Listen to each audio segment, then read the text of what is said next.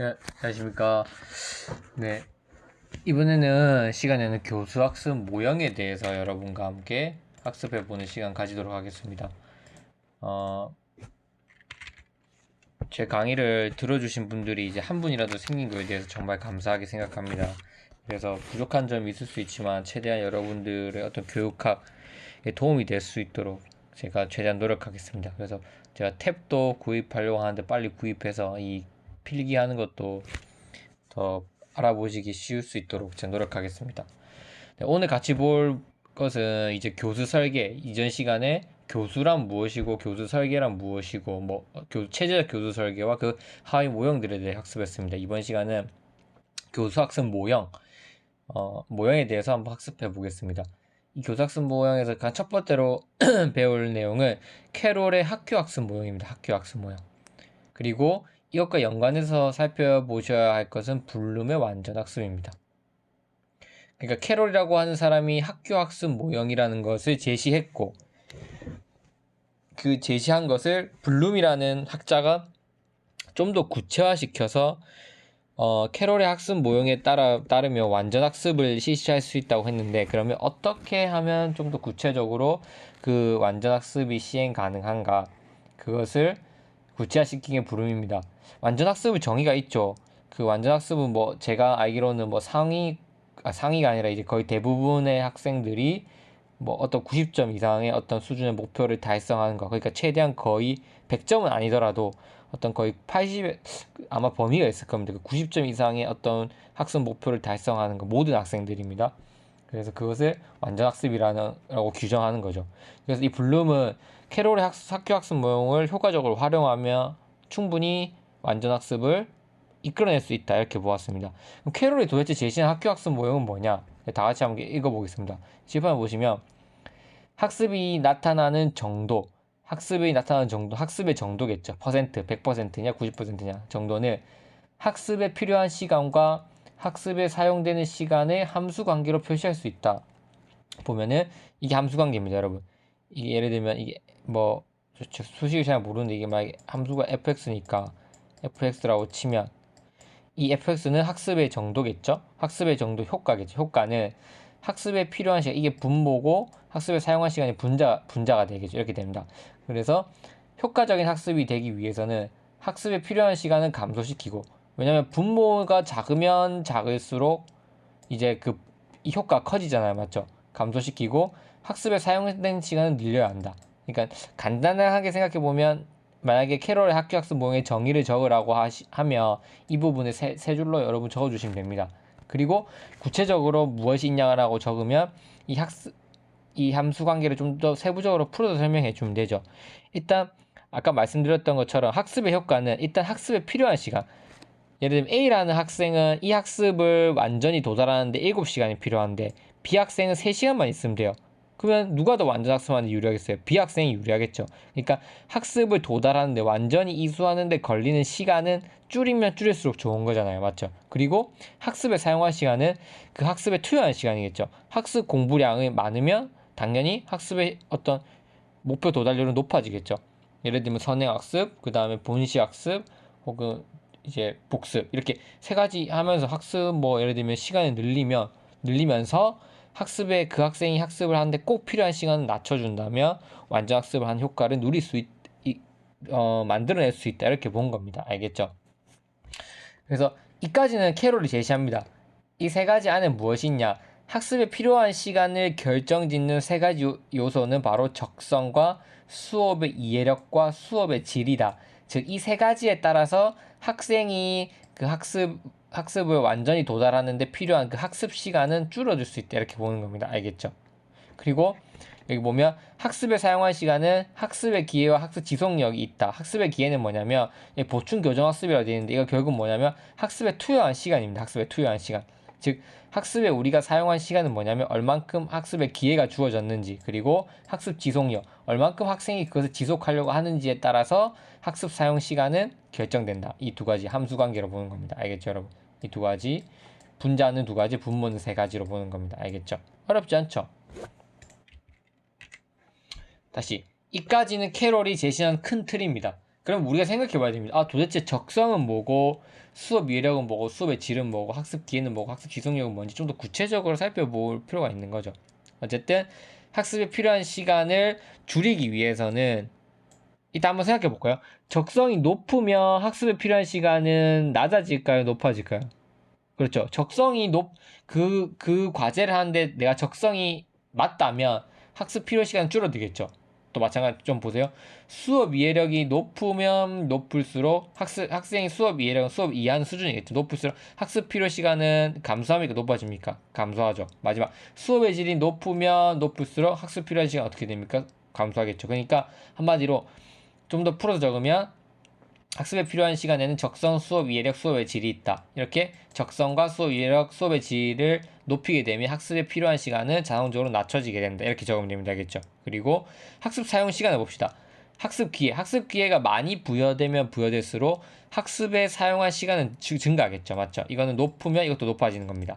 그 다음, 학습 지속력, 학습 동기입니다. 동기가 높으면 높을수록 학습 사용 시간은 자동적으로 어떻게 늘어나겠죠. 그래서 이거는 높으면 높을수록 같이 높아지고 이건 높을수록 낮아집니다. 그래서 이런 것들을 결론은 이런 요소들을 다 높여주면 결국 학습의 정도는 이렇게 상승하게 된다 이겁니다. 알겠죠? 다시 요약하자면 여기 있는 이 모든 요소들을 높여주면 이 학습의 정도는 높아진다. 왜? 얘네가 높아지고 이게 높아지면 학습 시간은 줄어드니까 이 관계는. 그래서 이 함수 관계를 잘 이해하시는 게 좋습니다. 알겠죠?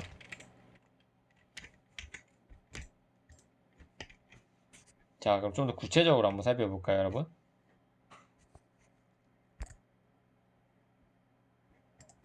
자, 분모 먼저 살펴보겠습니다. 분모. 학습 필요한 시간. 필요한 시간은 줄일수록 좋은 거죠. 학습을 완전히 도달하는데 걸리는 시간. 근데 이거는 아까 얘기했지만 적성과 수업 이해력과 수업의 질, 제시된 세 가지 요소가 커지면 학습에 필요한 시간은 감소한다. 적성이 높을수록 빨리 그 문제를 풀 수 있겠죠. 수업 이해력이 높을수록 제시된 문제를 빨리 해결하겠죠. 수업의 질, 교사의 높을수록 학습에 필요한 시간 줄어들겠죠. 학습에 필요한 시간이 감소된다는 것은 학습의 정도를 높일 수 있다. 왜? 분모가 낮아지는 거니까. 그럼 구체적으로 살펴보겠습니다. 적성은 뭐냐? 적성이라 하는 것은 최적의 학습 조건 하에서 주어진 과제를 일정 수준으로 성취하는 데 필요한 시간입니다. 이것도 쉬워요. 어렵지 않죠, 여러분. 그러니까 적성은 한마디로 이겁니다. 바꾸기 힘든 요소. 태어날 때부터 정해진 요소라고 생각하면 됩니다. 이 적성은 솔직히 말해서 쉽게 바꿀 수 없어요. 학생이 그거에 대해서 가지고 있던 어떠한 선천적인 특성인 거죠. 이거는 그래서 누구나 만약에 모든 아이들에게 다 똑같은 최적의 학습 조건을 줍니다. 그래서 그 학생이 다 똑같이 환경을 줬을 때 성취하는 데 필요한 시간인 거죠. 그러니까 다 똑같이 줬는데 얘는 더 적게 걸릴 수 있고 많이 걸릴 수 있는 이유는 뭐냐? 적성의 차이가 나타나는 것이다. 그래서 근데 이 적성은 보세요. 변하기 힘든 부분은 맞아요. 맞죠? 근데 학습의 정도에 대해 모든 것은 결정하는 것이 아니라 일부 영향을 미치는 요소라는 거. 이게 왜 중요하냐면 이전에는 이 적성이라 하는 것을 보다 중요시 여겨서 학습의 효과는 크지 않다 이렇게 봤습니다. 근데 이 캐롤이 제시한 학습 모형에 따르면 여기 보세요. 적성은 학습의 정도에 영향을 미치는 일부분일 뿐이에요. 우리는 하나, 둘, 셋, 네 가지 이 네 가지 요소를 만약에 적성이 낮더라도 이 네 가지 요소를 조절한다면 충분히 학생의 완전 학습을 이끌어낼 수 있다는 거예요. 근데 이전 시대에는 이런 생각을 못했던 거죠. 도대체 수업 잘하는 거는 걔가 태어날 때부터 그렇게 타고나서 그런 거 이렇게 해버리니까 그러면 학습에 대한 어떠한 기대치, 학습이 우리한테 주는 건 효과가 낮아질 수밖에 없잖아요. 하지만 캐론은 이렇게 체계화시켜서 적성은 솔직히 말해서 낮을 수도 있고, 또는 높을 수도 있고, 혹은 중간일 수도 있다. 이건 변하기 힘든 요소는 맞다. 단, 이러한 다른 여러 요소들을 내가 향상시켜 준다면 충분히 완전 학습을 만들어낼 수 있다는 겁니다. 그게 핵심 포인트겠죠. 제가 이걸 왜 이렇게 열심히 설명하냐면 만약에 시험에서 캐롤 학습 모형이 나와서 이 캐롤의 학습 모형이 가지는 시사점 혹은 장점 어떠한 좋은 현상을 일으켰나 이렇게 쓰라고 하면 이거를 써주는 게 바로 핵심 포인트입니다. 핵심 포인트. 적성은 학습의 정도에 모든 것을 결정하는 것이 아니라 일부 영향을 미치는 요소이다. 이렇게 생각하시면 됩니다. 알겠죠? 자, 두 번째 수업 이해력입니다. 자, 수업 이해력 한번 볼까요? 수업 이해력은 정의가 이겁니다. 학습자가 교사가 수업을 이해하는 정도를 의미한다. 이 교사 죄송합니다. 교사의로 바꾸는 게 더 적절하겠죠? 죄송합니다. 학습자가 교사의 수업을 이해하는 정도. 그러니까 수업 이해력은 한마디로 학습자 이해 수준을 의미하는 거죠. 이 보다 구체화시켜 보겠습니다. 지금 제시하는 이 요소들은 블룸이 더 구체화시켰다고 보면 됩니다. 그러면 시험에 캐롤이 나오냐 블룸이 나오냐 그냥 이 모형이 나오면 둘이 이 섞어져서 그냥 대답하면 됩니다. 근데 아마 시험은 아마 캐롤이 나와도 이 내용을 적어도 맞는 거고요. 블룸이 나와도 블룸과 학교 학습 모형, 블룸의 완전 학습이 나와도 이걸 적어주면 되고 캐롤의 학교 학습 모형이 나와도 이걸 적어주면 됩니다. 그렇게 하시면 됩니다. 이해되죠? 근데 아마 시험 문제에서 같이 나오겠죠. 캐롤 학습 모형이 있고 블룸은 뭐 이런 걸 더 구체화시켰다. 아마 이런 식으로 나올 겁니다. 중요한 거는 그래서 이 두 가지 요소가 나오면 이 제가 제시하는 이 표만 기억하고 이걸 더 구체적으로 설명하는 것을 기억해두고 쓰시면 됩니다. 알겠죠? 자, 그래서 봅시다. 제가 여러분들이 어떤 그 수업을 이해하는 정도를 높여야 되는데 여러분들 이해력은 뭘로 구성되어 있냐면 일반 지능과 언어 지능으로 구성되어 있습니다. 알겠죠? 이렇게 부르면 얘기합니다. 일반 지능과 언어 지능, 뭐 IQ와 또 언어 지능은 또 언어를 이해하는 능력을 얘기하겠죠? 근데 이를 높이기 위해서는 내가 어떻게 해야 되냐? 저는 두 가지를 하면 됩니다. 일반 지능은 솔직히 건드리기 어렵잖아요. 맞죠? 이건 IQ이기 때문에 솔직히 변화시키기 힘들다 치고 그러면 지능이 두 가지. 언어 지능을 높여주면 됩니다. 제가 여러분들의 언어 수준, 이해 수준 자체를 끌어올리면 된다는 거죠. 그러면 여러분들은 수업을 이해할 수 있는 능력이 커지게 되고 결국 여러분들 지적 능력도 향상될 수 있다는 겁니다. 그래서 일반 지능 이렇게 적어주면 됩니다. 수업 이해력은 학습자가 교사의 수업을 이해하는 정도로서 일반 지능과 언어 지능으로 구성되어 있다. 그런데 교사는 학습자의 일반 지능을 높이는 데는 어떤 한계가 있다. 그렇기 때문에 학습자의 언어 지능을 높여서 수업의 이해력을 높여주는 것이 효과적이다. 이렇게 적으면 되겠죠. 시험에 나오면. 그리고 또 도와주고 언어 수준 여기 을입니다. 언어 수준을 학생의 언어 능력에 맞추도록 한다. 이렇게 봅니다. 또 이건 무슨 말이냐면 수업 이해력을 높이는 방법 크게 두 가지입니다. 학생이 언어 지능을 끌어올리든가 교사가 학생의 언어 수준에 맞춰주든가 이겁니다.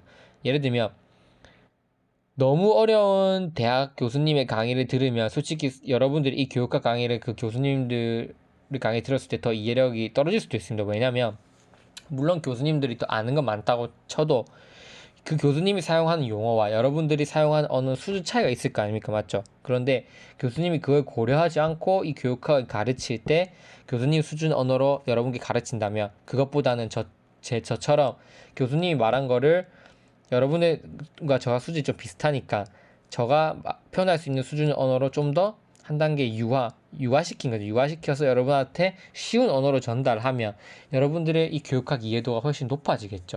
제가 그 기능을 지금 쓰고 있는 겁니다. 그래서 이렇게 학습자 언어 지능 능력도 높여주면서 또 교사와 또 학생을 맞춰가는 서로 어떻게 보면 이게 또 서로 맞춰가는 상호작용이라고 볼 수 있겠죠. 그러면 수업 이해력은 높아진다. 그렇게 볼 수 있습니다. 잠시만요. 네, 그 다음 수업의 질을 높이기 위해서 어떻게 되냐? 수업의 이해력은 네, 수업의 이해력이라고 하는 것은 한마디로 아까 이 일반적인 언어지는 복합적으로 형성된 걸 얘기한 거고 죄송합니다. 수업의 이해력은 결국 학습자가 그 수업 이해하는 정도를 의미하는 거고 수업의 질은 뭐냐면 교사의 수업의 효과 정도를 의미합니다. 그러니까 교사가 수업을 어느 정도 효과 있게 했냐 이걸 의미하는 거죠. 제가 여러분께 수업을 지금 효과적으로 전달하고 있나요? 한번 볼까요? 제가 수업의 질을 높이기 위해서는 이 세 가지를 하면 됩니다. 첫 번째, 개별 학습 진행해야 됩니다. 뭐냐면 수업 전 진단평가를 실시해서 학생의 수준을 파악하고 보충이 필요한 학생에게는 보충학습, 능력이 보다 높은 학생에게는 심화과제를 주고 또 이렇게 심화과제를 주면서 개별 맞춤형 수업을 실시하도록 해야 합니다. 이건 무슨 말이냐면 결국 핵심 포인트 수업의 효과를 높이기 위해서는 첫째 개별 학습을 진행해야 됩니다. 수준별 학습인 거죠. 여러분의 교육학 수준이 다 다른데 제가 그걸 고려하지 않고 너무 심화된 수업을 한다거나 그럼 너무 낮은 수업을 하면 학습 효과는 떨어지겠죠. 그래서 진단평가를 실시해서 학습 개별화를 진행하도록 합니다. 두 번째, 평가를 효과적으로 활용합니다. 어떻게 하냐? 수업 목표를 세분화시킵니다. 수업 목표를 세분화해서 학생에게 정확한 피드백을 제공합니다. 이게 뭐였죠? 그 아까 이제 우리 앞에서 수업 목표 명세화랑 연관된 거죠. 그래서 수업 목표를 세분화시켜서 학생에게 보다 정확한 피드백이 갈 수 있도록 하고, 그리고 지속적으로 형성평가를 실시합니다. 그래서 계속 수업할 때마다 문제를 만들어야 돼요. 이거 어느 정도 이해했는지 형성평가를 실시해서 어떤 수업의 질을 효과를 높이도록 한다. 세 번째, 수업 중 보조활동을 진행해서 학습 흥미를 유발한다. 수업이 진행되면 진행될수록 학생들의 흥미가 낮아질 수 있어요. 학생들의 흥미가 낮아지게 되면 자동적으로 어떻게 되냐면 학습 효과는 떨어질 수밖에 없습니다. 그래서 수업 중에 계속해서 학생의 흥미를 유발할 수 있는 수업 보조 활동을 진행해야 됩니다. 이게 이렇게 세 가지를 진행했을 때 수업의 질이 높여질 수 있다고 블룸이 제시했습니다. 알겠죠? 그리고 물론 이것들은 제가 한번 찾아봤는데 이제 개론서에 나와 있는 내용보다 좀 쉽게 요약해서 여러분한테 전달한 내용들입니다. 알겠죠? 네, 좀 이어서 가보도록 하겠습니다. 네, 거의 다 했습니다. 그 다음 이번에는 학습에 투입한 시간은 늘려야 되겠죠. 아까 분자 부분입니다. 학습 기회, 학습 지속력을 증가시켜 학습에 사용한 시간을 늘려서 학습의 정도를 높인다. 봅시다. 학습 기회는 어떻게 높일 거고 학습 지속력은 어떻게 높이냐. 학습 기회는 이따 정의부터 할게요. 특정 학습을 하기 위해 실제로 주어진 시간을 의미한다. 여러분들 교육학 하는데 시간 하루에 얼마 투자했습니까? 이걸 의미하는 겁니다. 쉽게 설명하면 학습을 위해 투자한 시간을 의미한다. 하루에 여러분 교육학 공부하기 몇 시간 투자합니까? 뭐 보통 3시간, 4시간 혹은 2시간 이렇게 되겠죠. 그런데 저랑 하는 이 30분씩만 해도 충분히 여러분들 학습 교육감 만점 받을 수 있습니다. 정말입니다. 근데 보세요. 시간을 보다 세분화해 볼 필요가 있다. 그래야 보다 명확한 학습 집중 시간을 분석할 수 있다. 이건 무슨 말이냐면 일단 캐롤이 제시했어요. 학습 기회랑 학습을 위해서 투자한 시간을 의미한다. 블룸이 구체화시켰죠. 근데 무조건 우리가 수업에 투입한 시간 많다고 학습 그 효과가 높아지냐 그건 아니라는 거죠. 투입한 시간 중에서 이거를 한번 세 가지로 나눠 살펴볼 필요가 있습니다. 실제 수업반 시간 얼마나 학습했냐. 근데 이것도 중요해요. 상대적으로 5시간 투입한 거, 7시간 투입한 거 자체 절대적 시간도 중요합니다. 왜냐하면 절대적 시간이 높으면 높을수록 집중한 시간도 비례해서 높아질 가능성이 크니까 보통 1시간 공부하고 4시간 쉬고 1시간 공부하고 6시간 쉬고 이러진 않잖아요. 이 정해져 있으니까 일정 비율이. 그래도 일단 실제 수업 시간을 분석합니다. 그다음 두 번째 집중한 시간을 봅니다. 5시간 중에서 보세요 여러분. 실제 7시간 했다 하루에. 우리가 집중한 시간을 봅니다. 5시간, 2시간. 내가 다 계산해보니까 5시간 집중했고 2시간 집중 안 한 거예요. 그러면 5시간을 학습 기회로 봐야 되는 거죠. 맞죠? 근데 이것은 끝이 아니라 학구적 학습 시간을 다시 분석해야 됩니다. 이건 뭐냐면 성공적 학습을 하는데 투입한 시간입니다. 이게 뭐냐면 우리가 학습을 하다 보면 실패할 수도 있어요. 내가 아무리 노력했는데 이거죠. 내가 한 3시간을 투자했는데도 그 내용을 이해를 못한 거야. 그건 뭘 의미하냐면 여기서 내가 3시간, 2시간 2시간은 투자해서 결국 내용 이해를 못했어. 근데 3시간은 투자해서 내가 결국 내용 이해를 한 거야. 그러면 성공적으로 학습을 투입한 시간은 결국 3시간이야. 그래서 학습 기회는 결국 몇 시간이냐면 3시간인 거야. 총 학습 투입 시간은 7시간이었지만 학습 기회는 3시간으로 봐야 된다는 거지. 이해됐죠? 그거를 이해하려고 노력하는 시간에서 결국 이해를 못했다. 수학 문제를 한 문제를 풀려고 3시간을 투입했는데 결국 못 풀었다. 그럼 그거는 실패적 학습을 하는 시간이기 때문에 학습 기회라고 보기 어려울 수도 있어요. 근데 뭐 그 과정에서 뭐 학습한 게 있으니까 학습을 볼 수 있지 않냐 그렇게 볼 수도 있지만 그래도 우리는 성공적인 학습을 하는데 투입한 시간을 찾는 게 더 효과적입니다. 효과적인 게 아니라 그래야만 합니다. 왜? 이거는 완전 학습을 추구하는 거기 때문에. 이해되죠? 그래서 저의 강의는 여러분들의 학구적 학습 시간을 높여줄 수 있습니다. 혼자 하면 이러한 내용들의 핵심 포인트를 파악하는데 시간이 여러분 오래 걸릴 겁니다. 왜냐면 제가 그렇게 해봤으니까. 이 내용들을 교수님한테 질문하고 인터넷 논문 찾고 네이버 찾고 뭐 친구들하고 토론하고 토의하고 다 해서 만들어낸 결과물이기 때문에 여러분들은 쓸데없는 시간을 낭비하는 거를 줄일 수 있어요. 그래서 효율적으로 공부를 할 수 있을 겁니다. 그 다음 학습 지속력. 지속력 한마디로 동기입니다. 학습 지속력이란 일정한 수준의 성취를 할 때까지 학생이 힘을 쏟고자 하는 시간을 의미합니다. 즉, 학습자가 얼만큼의 시간을 투입하기를 원하는가, 학습자가 이 학습 기회를 하려고 얼만큼 투입하기를 원하는가예요. 따라서 학습 시간을 늘리기 위해서는 학습자의 동기를 높여야 한다. 학생이 학습 시간 얼만큼 투입하고 싶어 하냐, 이 동기 자체가 중요하겠죠. 나는 1시간만 공부하고 싶어 하루에. 나는 하루에 근데 5시간 공부하고 싶게끔 만들어야 된다는 거죠. 마음 상태, 심리 상태부터 뜯어 고쳐라 이 말입니다. 학생이 하루에 1시간만 공부하고 싶어 합니다. 그런 애들은 하루에 5시간 공부하고 싶게끔 만들어라는 겁니다. 어떻게? 동기를 높여서. 그럼 동기는 어떻게 높일 거냐? 그것까지 묻지 않습니다. 이 시험에서. 왜? 이거는 캐롤 학습 모형을 물은 거니까. 블룸의 완전 학습과. 동기를 높이는 거는 뭘로 나오겠어요? ARCX, 악스 모형으로 나중에 나올 겁니다. 악스. 여기서 동기를 물을 거면 이 모형 자체를 안 묻습니다. 그냥 학습 지속력이 뭔지 물을 거고, 이렇게 학습 지속력을 위해서는 학습자의 동기를 높여야 이 정도로 물을 겁니다. 알겠죠? 캐롤 학습 모형 다 했습니다. 마지막 정리하겠습니다. 지금 추세가 장점은 보다 뚜렷하고 이보다 더 채점하는 편리한이었겠죠? 시험에 충분히 나올 수 있습니다. 첫 번째 장점, 교사의 노력에 의해서 학생을 변화시킬 수 있다. 이렇게 보는 겁니다. 이전에는 그렇게 학생이 적성이 더 크다고 봤는데, 이제는 교사가 노력하면 학생이 변화할 수 있다고 봅니다. 왜? 교사는 학습 성과를 통제할 수 있기 때문에. 이해되죠? 교사 수업 질, 아까 제가 높이는 방법들 다 보여줬잖아요. 수업 이해력을 높이는 방법, 수업 질을 높이는 방법 다 가르쳐줬잖아요. 그러면 학습 성과를 통제할 수 있다. 저는 여러분들의 교육과 점수를 충분히 높일 수 있다고 저는 믿습니다. 이해되죠? 두 번째, 사전학습이 중요하다는 것, 즉 선행학습의 중요성을 언급했습니다. 장점, 예습과제를 통해 학습의 능력을 파악하고 이를 해결할 시간을 주고 학습의 개별화를 이끌어간다. 즉 학습의 개별화를 실시해서 선행학습을 하게 되면 학생들의 학습 효과를 높일 수 있다. 이렇게 제시한 겁니다. 알겠죠? 이건 장점이라고 볼 수도 있고 특징이라고 볼 수도 있습니다. 알겠죠? 근데 학습의 개별화를, 이게 왜 중요하냐면 캐롤의 학습 모형을 실시하면 결국 학습의 개별화를 이끌 수 있다. 이거랑 연관되기 때문에 장점이라고 볼 수도 있습니다. 알겠죠? 세 번째, 학습의 개인차는 얼마든지 극복하다. 왜? 아까 개인차는 적성 그거밖에 아니니까. 적성 빼고는 다 변화 가능하죠. 학습의 근본적인 차이는 학생의 능력이 아니다. 언제든지 변화 가능하며 극복 가능하다. 즉, 이 학생의 개인차 적성은 극복 가능하다는 겁니다. 개인차는 극복 가능하다. 노력에 의해서 학생을 변화시킬 수 있다. 학습 개별화를 이끈다. 이게 바로 캐롤의 학교 학습 모형, 즉 블룸의 완전 학습의 장점이라고 볼 수 있습니다.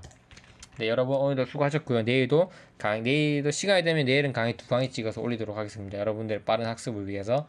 네, 제가 계속 이렇게 처음 실시해보고 있는데 부족한 점이 많을 겁니다. 근데 저는 정말 여러분들의 도움을 주고 싶고, 저도 나름 이 분야에서는 최고가 되기 위해서 노력해서 좋은 결과를 얻고 싶습니다. 많은 사람들에게 이 강의를 추천해 주시면 감사하겠고, 또 댓글로 피드백을 달아주고 구독도 많이 해주고 피드백도 많이 주시면 제가 그런 부분을 고치도록 해서 더 좋은 질 좋은 강의를 만들도록 하겠습니다. 꼭 부탁드리겠습니다. 네, 오늘도 수고하셨습니다. 네, 화이팅!